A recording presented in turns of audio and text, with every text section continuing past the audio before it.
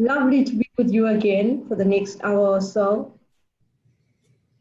Let me introduce to you our very special guest for today, our guest speaker. And her name is Harvey, as many of you would already know her. And I'm really honored to be partnering with her on today's webinar. I'm more excited because I love a topic, disruption and innovations. Amazing topic, right? Because it's so all around us in the space of innovation and disruption.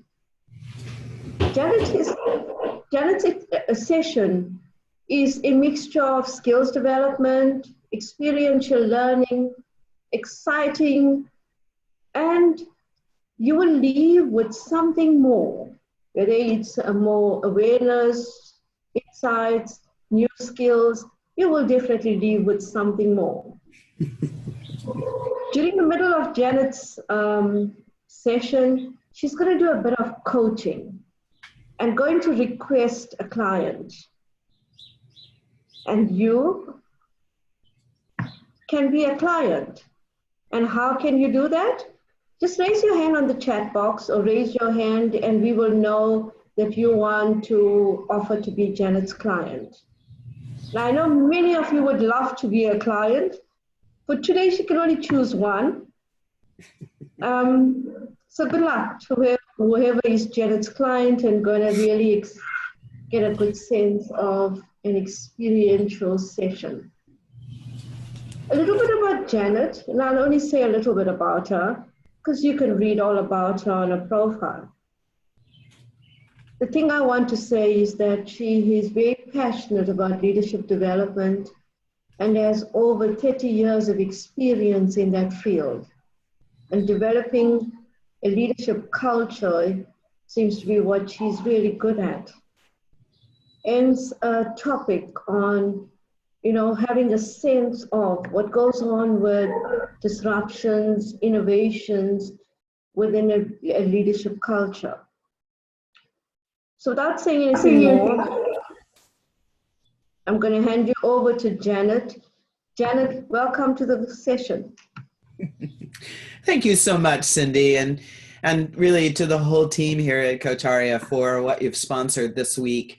There's nothing more important than when we gather in community and build momentum together. And it's what's responsible for the explosive growth of coaching all over the globe. And I'm thrilled to be here and have an opportunity to contribute and have us do a bit of learning together.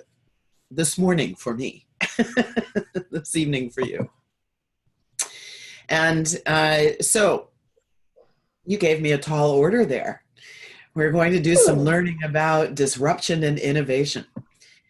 This topic came into being for me because of a conversation with a colleague in Europe who just called me out of the blue, and we were chatting a bit about what's happening in organizations with coaching and the fact that we're marking a moment in time when more organizations know what coaching is than those not know what coaching is. Unfortunately, we also are seeing that in what they know, there's a range of understanding, quite diversity of appreciating the impact and influence that coaching can have on organizational life, on a leader's journey of development, and ultimately what the responsibilities and boundaries and borders, if you will, even at an ethical level are for a coach. So in this conversation, I kept hearing, I've used the phrase straitjacket. I kept hearing limitations, boundaries that were causing this coach to feel, like they couldn't be all of themselves. Like somehow the uniqueness of who they are and the reason leaders select them to be their coach are getting their wings clipped, if you think about it from a bird's point of view, or they were in some way not allowed to fully express themselves in their coaching. And so when we probed this a little bit further, it became very clear that there was a bias, a perspective about what coaching is, how it contributes, that was the source of the limitation, not so much the organization and the leader. And so I started to write down some of the things that have been true for me in my own journey in working with leaders in organizations of all sizes all over the world. And the article that I wrote at Choice Magazine in the last issue was the outgrowth of this. So I want to start with a couple of definitions first, because innovation is one of those words that everybody loves and thinks they know what it means. And it's often very much confused with continuous improvement and invention. All of them are very important. Invention is originating a new idea, something that doesn't yet exist in the world, and then creating it into some physical form. Super important, very important, valuable capacities of being generative. Highly support it, but it's different from innovation in that the Latin root is innovare. Excuse me, I'm going to cough for just 1 second here. And innovare means to renew. So innovation is about who I am today. Put this in the human context, who I am today, and renewing the path of choosing. How am I arriving at decisions that alter the experience I have and the experience that I generate with others, and therefore the experience that they have? This is what leaders in organizations are looking for when they say they want innovation, and it shows up on the top of the list for decades now. CEOs will say innovation is somewhere in the top 3. And what do most organizations do? Continuous improvement. It's fascinating. They're very interested in the incremental change. Now, I think part of that is because incremental change is easier. We can look at a process, we can look at a piece of machinery, a tool, and we can see, oh, if we just change that just a little bit, that will produce a new result. Right on, keep doing it. It's a good thing. And unfortunately, not so effective when an organization is seeking to expand or upscale or allow for the scope and scale of a leader's reach to grow with the organization's growth. That requires innovation, not continuous improvement. And for another time, please go and do a little bit of research for yourself about the difference between horizontal development and vertical development as a leader, because this is at the root of it when we think about human innovation. We've been really, really effective as coaches and as consultants and trainers and mentors in the world at building a bigger toolbox for leaders. What we don't focus on enough, in my opinion, and this is my bias, absolutely, I will own it, is that we brought people to a level of expertise in their capacities as leader, but not so much at the next level, which is achiever. And this is the ability to achieve outcomes through others. So when you think about maybe each of you that are working inside of an organization, draw a pie on your piece of paper in this moment and think about a leader that you're working with or a team that you're working with. Same thing applies here. And break up that pie to the 2 categories of operational execution and development of people. And put a ratio in there. How much time does the leader that you're working with split between operational execution and development of their people? Because truthfully, what an organization requires is that balance changes as someone reaches into a larger scope and scale of responsibility. And by the time you hit the C-suite, it's 90% development and 10% operational execution. Now, we rarely say this stuff out loud. And it's no wonder when somebody is onboarding into the next role in the organization that they struggle, because the rules have changed. What's expected of them and what defines their success requires that they have a completely different relationship to the very success that got them there. Now, many of you will recognize that as the cliche from Marshall Goldsmith. It's very true. What got you here won't get you where you're going. If your intention is to expand the scope and scale of your contribution in a particular system. You need innovation. It is necessary for every person to find a continual well. So think about the concept of an artesian well. There's always enough water for everyone. Well, I believe that's true inside of each of us too.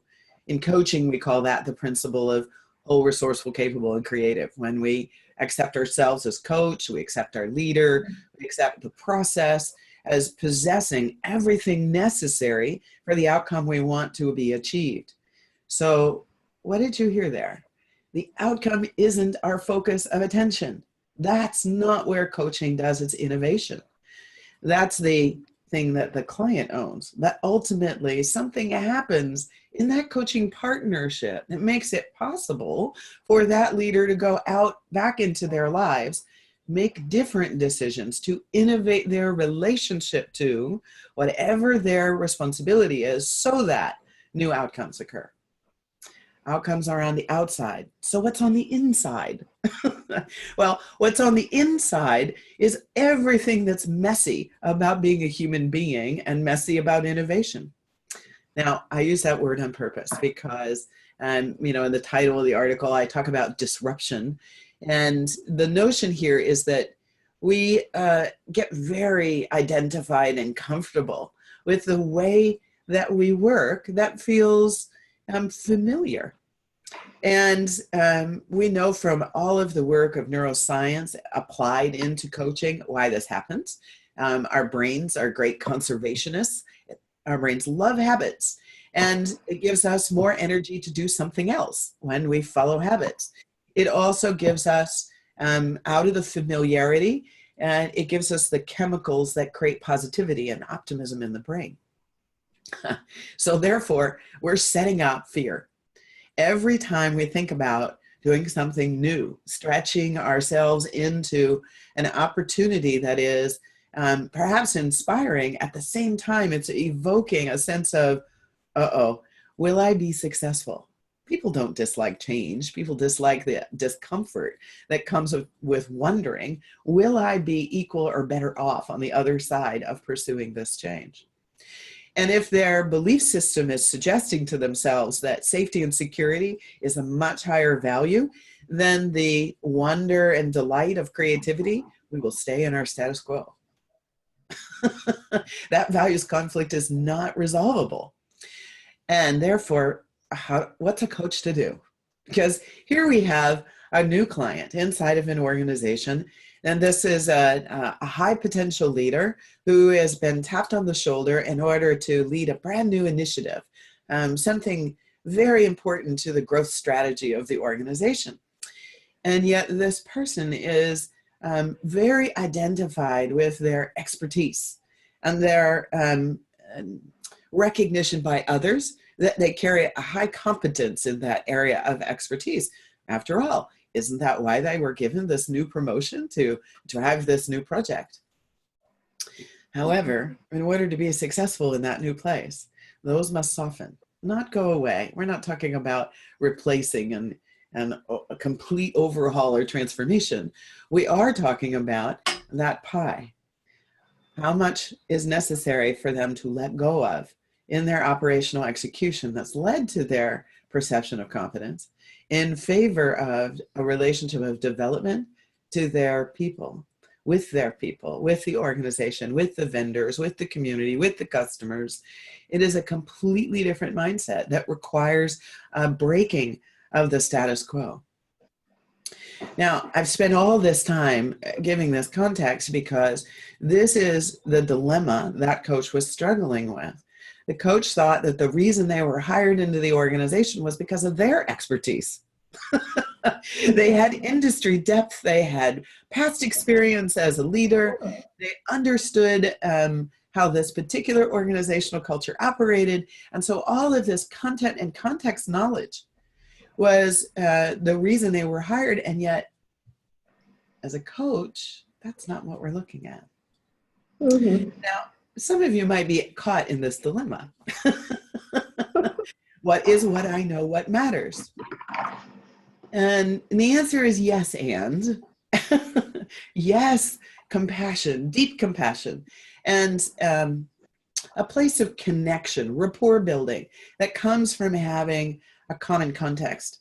Very useful, very important. Having some confidence, some self-respect around your acumen as a business person, really useful. And although I had a practitioner the other day say to me, yeah, I'm working with this new physician leader, and he started talking about all these medical terms. I had no clue what he was talking about. So I just stopped listening to the words, and I started paying attention to how his energy would change depending on what he was talking about. And I asked him about it. It was the most empowered breakthrough he'd had in weeks. So even though he was caught up in his content, I wasn't caught up in his content, and it really made a big difference. Now, why?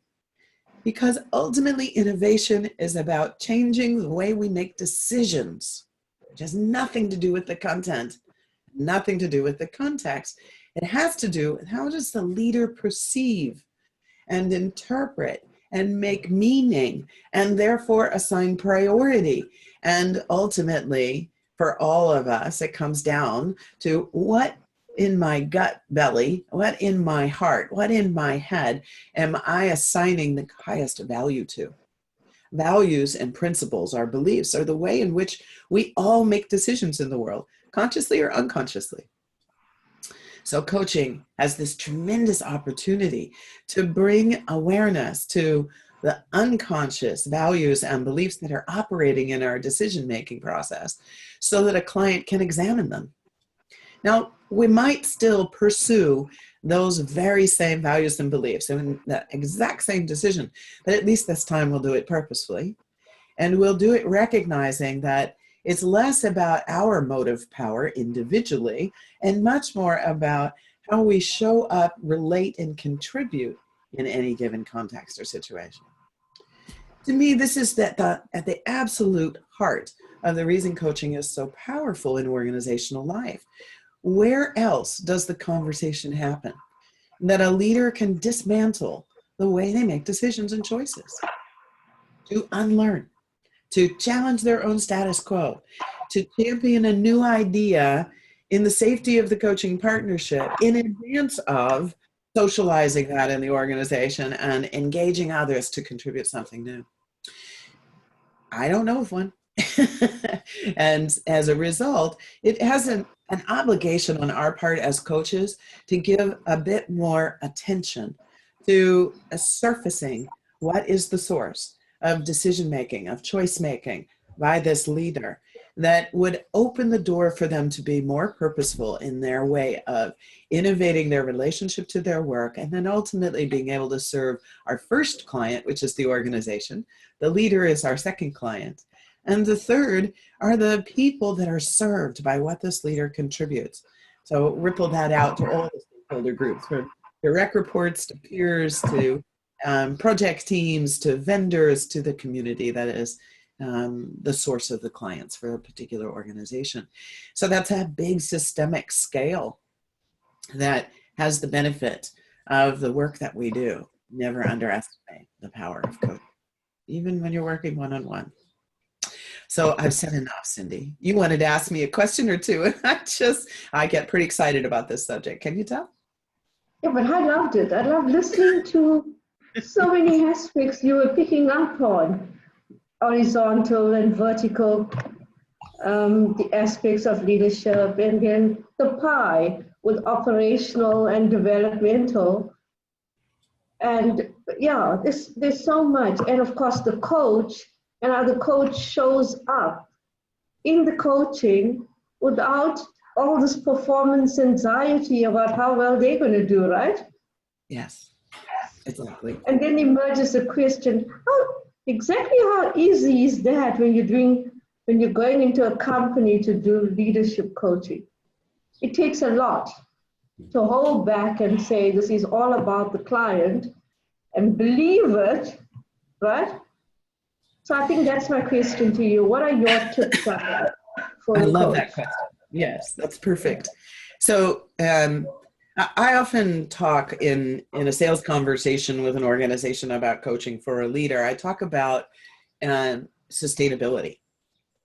That ultimately, my greatest contribution to the organization is that they are able to build a capacity that lives on long after I go. So we might say I take a legacy mindset to the work that I'm doing.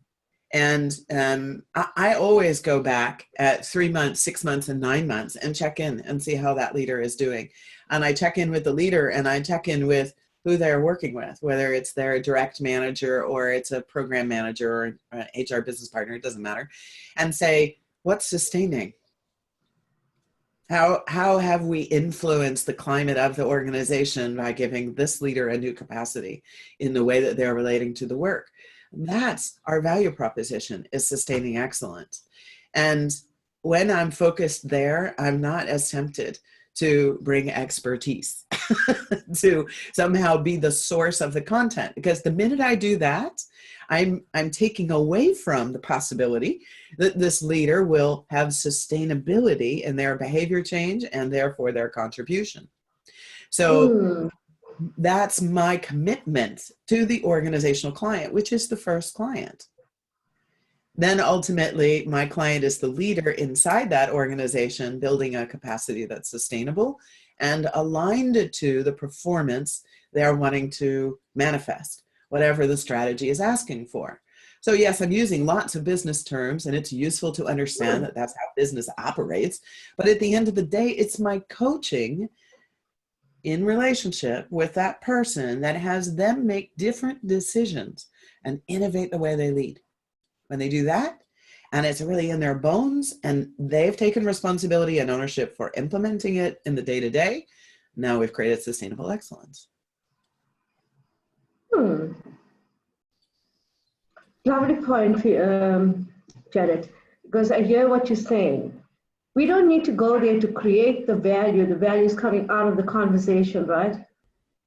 Exactly. As said in the coaching in our core competencies. So when we drop our guard around that, as coaches, we then become more relaxed. And the second point you made is that the performance is not ours. It's to help somebody else to increase, enhance, or whatever it is. Yeah, exactly. There's a question in the chat about speed that I will answer, and then we ought to probably move to doing a small demo today. I think time, okay, personal bias again, according to Janet, I think time is a construct. Obviously, we all know human beings made up the construct of time. Unfortunately, it's become our prison, which is really unfortunate. And as a result, we make all kinds of assumptions about what has to be urgent versus important. You know, God bless him. Stephen Covey really helped us learn about prioritization, making the difference between urgent and important. And yet in doing that, we're placing a value judgment on what we're giving our attention to. It might help us manage our time. However, we're still being imprisoned to time. So new coaches will say to me, how could I possibly do all of that being the framework of the core competencies, in 30 minutes? That's not possible. I have to have an hour. Really? So we teach in 5 and 10 and 15-minute skill increments. And they're always blown away by how much cannot be accomplished in 10 minutes. Why? Because we're not working at the informational level. We're learning how to perceive how a client is experiencing their world and the way they make meaning of that world. We can change our mind in an instant. It's the practice that changes the habit that takes time, and why coaching over time provides a client with the opportunity to dismantle and to remantle. Otto Schammer's work, to let go, to let come. Theory U, for those that might want to go do a little research on that. The notion of change, it can happen in a second, really a split second, and it does in our bodies all the time. So nature is a wonderful teacher for us about that. But ultimately, the personality and the ego has all kinds of trappings that keep us limited in our thinking about how quickly we can change. And of course, all of our relations do the same thing. Try changing your mindset in your family, and all of a sudden somebody will say, who stole my dad? Who stole my mom? Where'd you go? Well, I'm wanting something different in my life. Will you join me? Now that takes courage to have challenged our status quo and shift our relationship. And that's exactly what we're doing as coaches. So it's very easy to get early results. And in fact, I'm working with a leader now in Saudi Arabia, who I'm sure the HRBP person thought this was a turnaround effort. And yet this person really simply needed to get past the resentment he was experiencing by not being able to do what he really is gifted at and came to the organization to do, but he'd stopped asking for it. He'd stopped actually saying yes to the things that are his strengths and no to the things that aren't. And he was in a job that was a mismatch.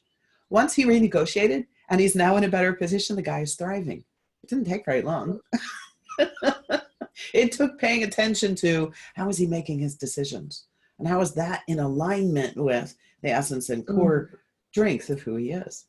So be circumspect about your assumptions regarding time and what things take in order to move something forward in a more positive way. So are we going to a piece of coaching? Thank you, Janet. Yes. Coaches, the rest of your questions will be answered after the coaching. Michael, welcome. I'm going to go off video so that we just maintain the quality of your coaching with Janet. So I'll stay off, and Janet, it's over to you. Thanks so much. Good morning, Janet. Good morning, Michael. How wonderful to see you. Great to see you. I see your picture on all the books. It's nice to see you in person. A pleasure. A pleasure. I'm delighted to be here, and thank you for your courage to raise your hand. It's not easy knowing you have hundreds of people looking at you. Not a worry.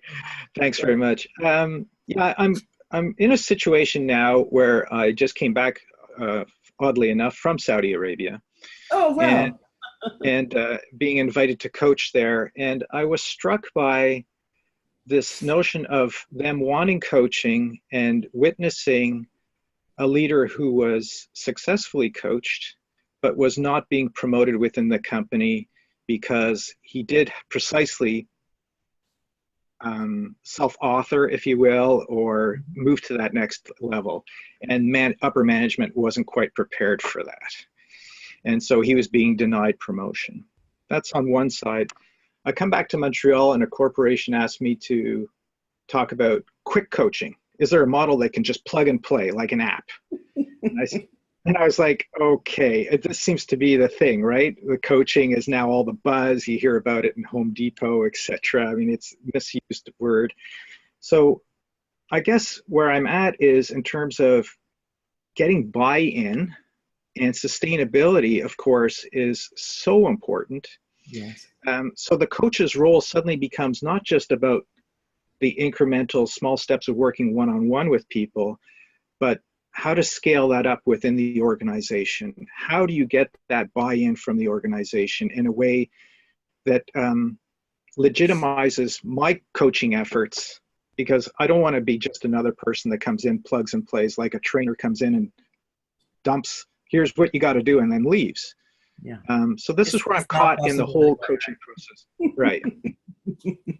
So if we were to examine how you might shift your relationship to those conversations, those value conversations with organizations in our time together here, Right. will that contribute for you in a useful way? Oh, absolutely. Yeah. Yeah. For purposes of building our connection, I'm noticing the language that you're using is quite visual. I'm also aware that you're able to move pretty quickly to different contexts, so you seem comfortable with concept. Have I gotten that accurate? Yeah, absolutely. Yeah, I'm a PCC coach studying coaching supervision at Oxford Brookes. Oh, fun! Fabulous. Yeah. Well, let's bookmark for a later conversation. Okay. So uh, when you're in your flow or in a groove, well, what's the way that you recognize that experience interiorly? Wow. That it's exactly that. I get a rush of energy. Mm. I see potential, and I see creativity. I see motivation. I see commitment. And that's when I feel most alive. Okay. And in all of those examples, you are expressing something being reflected back to you. So your connection to flow is validated exteriorly. Yes, that's a good point. Yeah, absolutely. It has to be that reciprocal, collaborative relationship and partnership, true partnership, as opposed to me doing coaching, it's being a coach. Mm-hmm. Well, let's keep going for a moment about partnership. What are the characteristics that define effective partnering for you? Clear objectives, commitment, willingness to learn. So for me, coaching is really about learning for the client and for myself. Discovery and exploration of options, opportunities, and resources in service of an action plan in true ICF fashion, if you will. Beautiful description to my ears. And I wonder if you were to apply what you just said to an organizational conversation, an organization that wanted the quick app, what shows up in this instant? That I'm probably coming at it from too cerebral a point of view, perhaps a little too academic, that I'm talking a language that they're not familiar with. Okay. And how would you find out whether that hypothesis is true? Getting feedback from them, really honing in on what their objectives are and what the purpose and what's so meaningful for them about bringing coaching in or establishing a coaching culture. Mm-hmm. And what would that change in the way you're curious with them? Really, what's motivating them beyond just having their employees say they want more coaching, so we're going to throw more coaching at them. To get a better appreciation of what coaching is and what it can do. And when I got to that part of the conversation, I could see it sinking in, and then the realization, oh, this is much bigger than we anticipated. And how are we going to fold this into an organization in a way that that we can justify it as a line budget item as opposed to a one-time contract? Mm. And so a limiting belief starts to surface, yes? Yeah. And their the lack of knowledge, I guess, about coaching, what they thought they knew about coaching, and which nobody likes to be pointed out their lack of competence or knowledge about something. Exactly. Boy, do we get right there at the heart of disruption. Uh-oh. Yeah. I want this thing, but that means I have to be vulnerable. Right. Yeah. And and they're not prepared to do that unless, of course, they're familiar with coaching, which is immediate buy-in. Yes. And so what's possible in that interaction that gives them a taste? Right. A mini coaching session. That's what I did at a recent conversation. I said, well, let's talk about stress for you and how that's showing up in your life, and what can we do about that? And having that mini conversation and recognizing, oh yeah, I can see how this can work.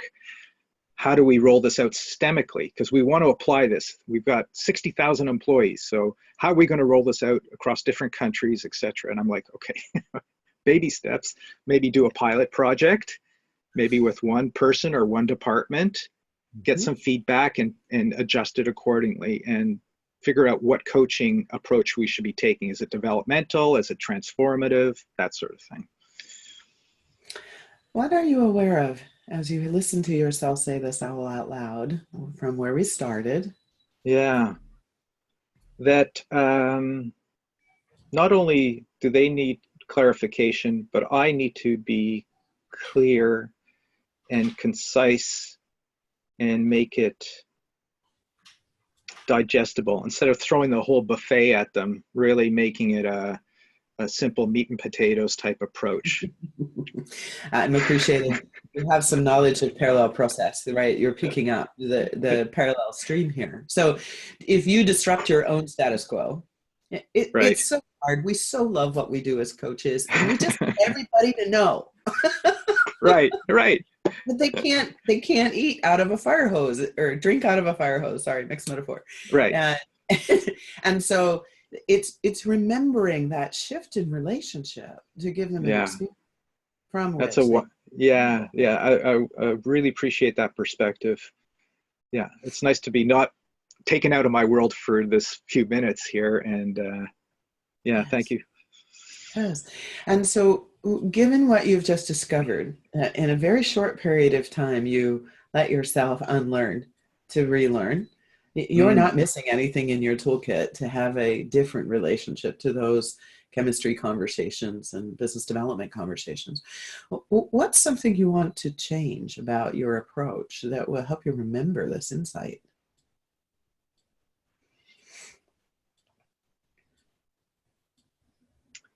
Well, you're right. I am very visual. So I think what's coming to mind is some sort of graphic, not necessarily a mind map, but something simple, a simple document that just clearly, concisely lays it out. Because I left them with a 10-page document and their reaction was, oh my God, we don't have time to read this. And of course, my reaction was, you don't have time to read a 10-page document, but you're willing to spend hundreds of thousands of dollars to roll out a coaching. I'm like, yeah, so look at that tension. Look at the tension between those two ideas. Right. So I said, oh, okay, I got to make it maybe a 2-page document, one page that they can flip over and say, okay, that'll be enough to get the ball rolling. Yeah. So what's the purpose of the 2-page document that's meat and potatoes, simple? Right. What's Yeah. really the purpose of that in the overall relationship that you're building? Clarity, understanding in a way that doesn't challenge their quote unquote incompetency in this topic, but in a way that gets them more curious and engaged. Clarity, understanding, curiosity, and engagement. Yeah, and it shifts the power back into them as opposed to relying specifically on me in a way that we can start now to have a dialogue. Yeah. So what ensures that it's a reciprocal one? Definitely agreeing to a follow-up time and date, which I did not do after this meeting. And but yeah, having a strategy, and not just a strategy now that I think about it, but the logistics, because we're talking about logistics there of the actual document and the follow-up. So it's one thing to come in with this idea of this grandiose strategy. It's another thing to look at logistics. And if you throw logistics too fast into the mix when the strategy isn't fully understood, then you get a bit of chaos, which is what I'm thinking now. Yeah. And so how will you manage chaos for yourself as you move this insight forward into some simple, clear, understandable? Yeah. And that's what's coming into mind now, of course, is the Canafin model of complexity, complicated, chaotic, and simple. So how do I move the complex of not knowing what the cause of the effect is into a cause and effect simple approach? Yeah. That's a pretty darn good inquiry question to sit with. Yeah, thank you for that. Wow. Are we at enough for now? Yeah. And I'm looking forward to your feedback on this. You can talk about me in the third person. I won't take it. Thank you very much. I appreciate your time. Thank you, Janet. All right. You bet. All right, Cindy, I think we're ready to come back to the group. And please, folks, comments, questions in chat as you wish. Um, and actually, Michael, if you wouldn't mind, as client, why don't you go ahead and express your experience of that and whatever's popping to mind for you that you want to comment about.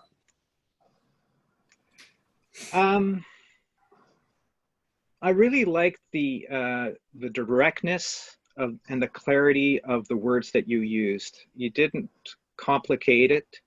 You made me, you held me to keeping my expressions simple and understandable. Great use of humor. I mean, the fact that you were laughing throughout showed a nice lightness, and giving me room to think, and quickly sizing up that I had I don't know how you quite got that I was strongly visual, and not going too deep, you know, keeping it in a way that we could look at it from like a 360. It wasn't like probing deeper.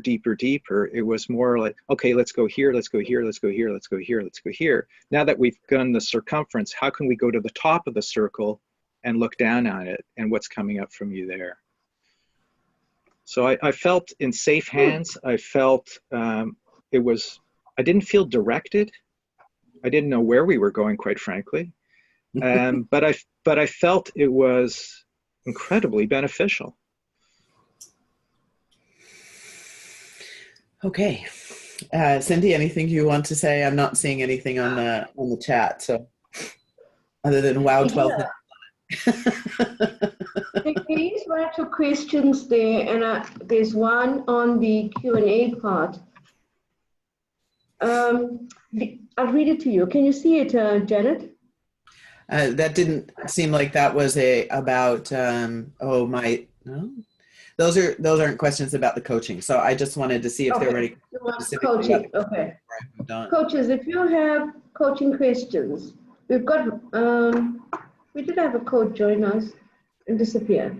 Do you have any coaching or questions on the piece of coaching you just experienced? Do you have any questions on that? And I'll let them do that. And I'm going to address a couple of things that Michael said. So we set a coaching agreement at the very beginning, and you were quite clear about the dilemma that you're facing in having these types of business. I named them business development conversations, and that seemed to land when you heard me use that language. So I'm repeating it, and that there was a desire for there to be reciprocity, and that you would recognize being in a state of ease and flow by what gets reflected back to you. And so those become the compass. I don't need to know where the coaching is going because you've declared what it is you want. Our responsibility now in our partnership is to explore that, help you start to surface more awareness of what is driving the way in which you are experiencing a given situation. All coaching is about understanding what's going on, what's operating, what's happening here, what is happening, not what I want to happen, not my fantasy, not my assumption, not my wringing my hands, I wish it would be. What is happening? How am I part, cause, or agent of it? Where is it out of my hands altogether? Where do I have influence, right? When we can start to understand what really is the engagement that's available to me interiorly and exteriorly, now I have choice. Now I have choice. And ultimately, to one of the questions that was there about, I don't understand disruption in an organizational context. What we're talking about is disrupting the thinking pattern. What is the habit that a leader has? What is a habit that an organization has? So Michael's describing an organization that has a habit of doing things fast and cookie cutter. And because that's how they cope with the chaos of 60,000 people. And they began to realize that all the cookie cutter options they've tried didn't work. Why would one more cookie cutter work? So, for us to shapeshift what we're doing to match their status quo is lunacy, because they're actually talking to you because what they've been doing in their status quo isn't working. That's kind of the cosmic joke. They're looking for the very thing that they're comfortable with, and it's not actually the solution that will get them what they want. So we have to hold that tension of presence between status quo and innovation in all kinds of ways. We've been, in my earlier remarks, I was talking specifically about the thinking patterns of an individual. But it certainly applies in the case of an organization and a system. What are the thinking patterns that are their status quo that have them held there? Because there is nothing possible in transformation or change, whatever word you want to use, until people can loosen their grip on what's comfortable and familiar. And we loosen their grip by tapping into their inspiration. So you watched Michael get animated. All of a sudden, he was pulling up models and ideas, and I could do this, and I could do a drawing. And like the minute that animation started to show up, I'm like, he's done. Enough for now. Now, mind you, I didn't let you off the hook without getting to a commitment to yourself, right? Coaching is both deep in learning and forward the action. So it's not enough to get a breakthrough in the thinking. Just as you said for yourself with this client, you didn't get a follow-up meeting date. You got their minds opened up, right? They were leaning into the conversation with you. And the next step of good quality partnering is sustaining that, right? So there's something in your own rhythm to be looking at. It's like, how is it that I only do half the job? How do I do the whole job? How do I remember to do the whole job, right? And so coaching is about bringing to the surface with that particularity, what is the thinking process from beginning to end? And where do I take myself out as a leader of finishing the job? In this case, right? I'm just using your session as an example. Do you want to say anything about that? Yeah. So two things come out for me. It really was an experience, as opposed to I tend to think a lot. And I think that's reflected also in what you're saying of my inability, let's say, to close out. And it happens in the workshops that I give too, that I find I get them in a contemplative state. And then the idea of just having them sink back into their world. And I don't, and if I burst their bubble of state of contemplation, I feel that I'm disrupting them and they're going to just go back to their default, not in a pejorative term, but and how to bridge that gap between contemplation and rescinding to a place of familiarity. Right. So yeah, that's one thing you're holding on to from our session that will do that for you?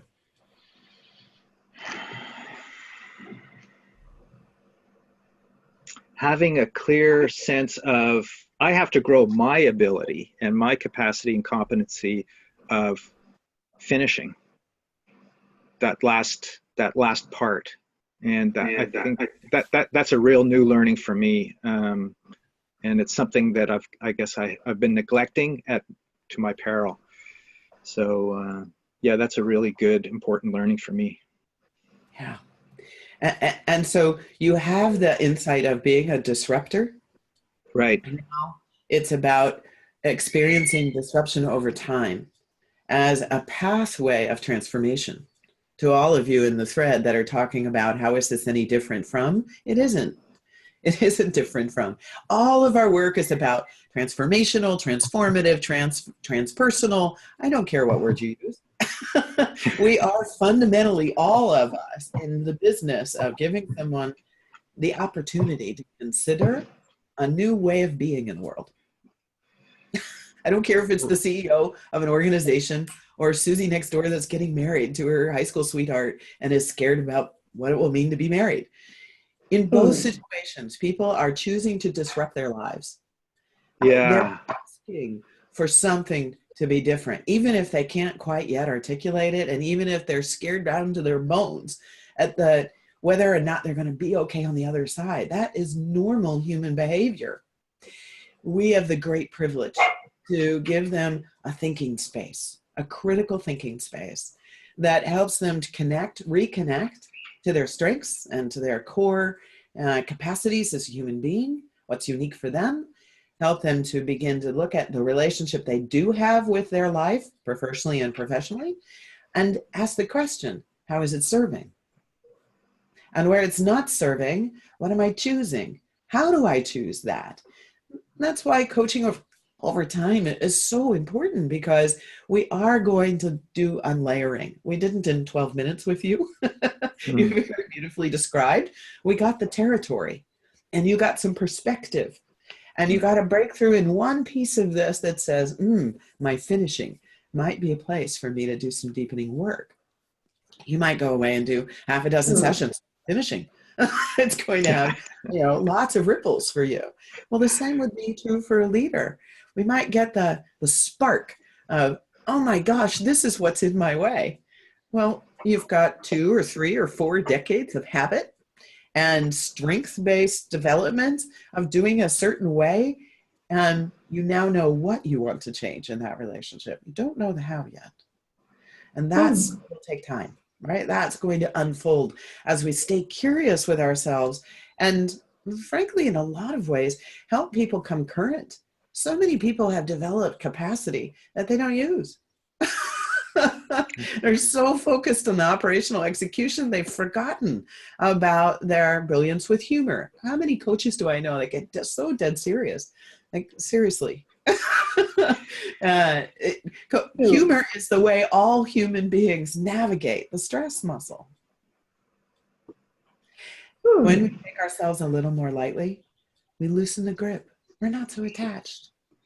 And when we can loosen the grip for even just 30 seconds, creativity fills the space. Now we have resource, something we can consider, even if we don't follow it at all. If for 20 minutes with my coach, I can follow a thread and look at all the possibilities of it, I might get to the end of that 20 minutes and say, not the right thread. But I found 2 tributaries that are worthy of some investigation. Right on. I've broken my status quo. I'm in creative flow again. Yeah, that's our contribution. All right, let me see. Thank you, Michael. I'm going to just take a quick look here and see if there's something I can address. And while you're looking, Janet, can I invite Ram to ask any questions he may have? Or something, or a discussion point you want to raise, Ram? No questions, really. It was an excellent session. The only point that I want to reaffirm what Janet said is all coaching is about disruption, really. It's about reframing. That's a fundamental. People have limiting beliefs, and those limiting beliefs have to be explored, investigated, inquired into, and changed.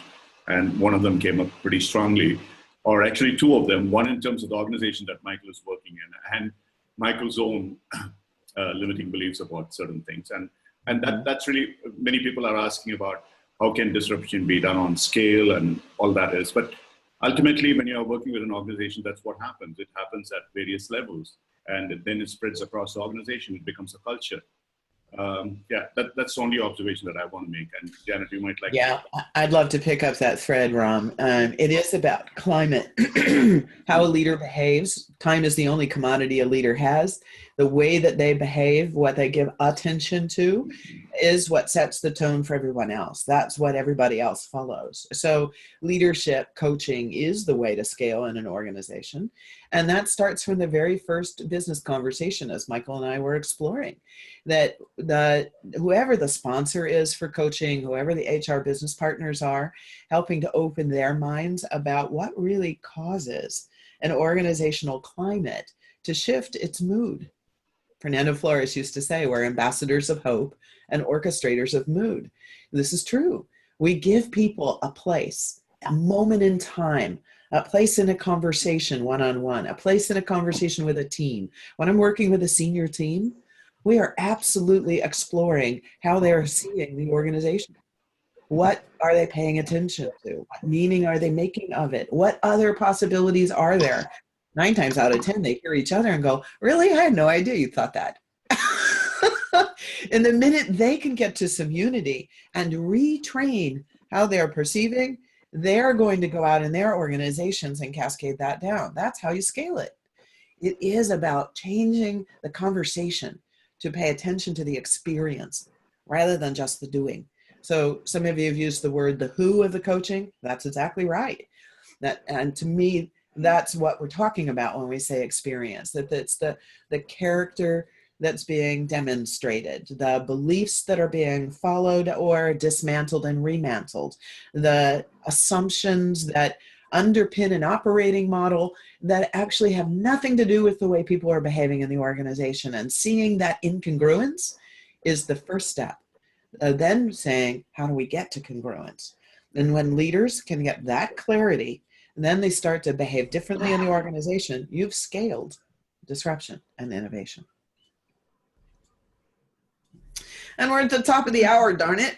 That hour goes really fast. Top of the hour, yeah.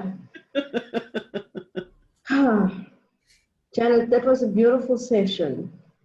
We take away insights on so many aspects that you raised, and also from a lovely piece of coaching you did. And Michael, we really take a lot of insights from your sharing on what you experienced. And coaches, as you walk away, think about or pay attention to your innovation or your innovation moments in what you feel is disrupting you. Thank you, Ram, Magda. It was lovely being in session with you. Thank you, everyone, and thank you, Janet, for an amazing session. To all our attendees, thank you as well. We will take a break now before our next webinar, which will start in 15 minutes. This time, Ram is going to interview Brian Underhill. So if you want to take a break and join us back here, that would be amazing. And if not, hopefully we'll see you on some other sessions that we have for the rest of the week. But for now, thank you, Janet. Thank you, Cindy. And thank you, Michael. Thank Bye you. bye, everybody. Thanks, Janet. Thanks, Cindy, Ram. Thank Bye. you. Thanks, Janet. Bye, Thanks, everyone. Michael. See Thank you you. guys.